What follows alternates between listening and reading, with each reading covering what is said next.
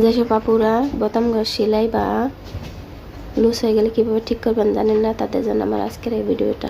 তো দেখেন এখানে আমার বোতাম ঘরটা সেলাই করার পর অনেকটা লুজ হয়ে গেছে। তো কীভাবে ঠিক করবো চলুন দেখে নিই। তো প্রথমে আমি সুতাটাকে 4 ভাঁজে ভাঁজ দিয়ে নিছি।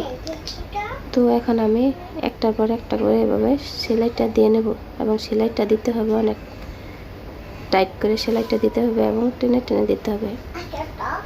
তো দেখেন আমি সেলাইটা কিভাবে দিতেছি। এখানে প্রত্যেকটা সেলাই আপনাকে এভাবে টেনে দিতে হবে, তাহলে আপনার সুতাটা টান থাকলে তাহলে আর গলাটা লুজ হবে না।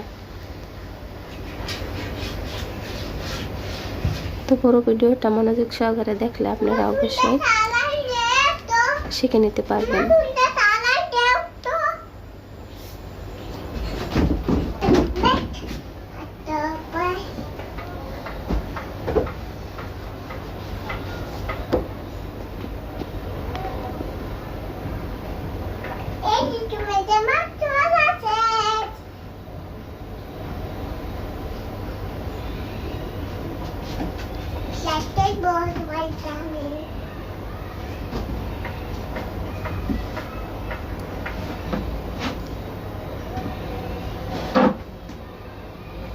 তো ভিডিওটা ভালো লাগলে অবশ্যই একটা লাইক দিয়ে পাশে থাকবেন, আর কেমন হইলো অবশ্যই কমেন্ট করে জানাতে ভুলবেন না কিন্তু।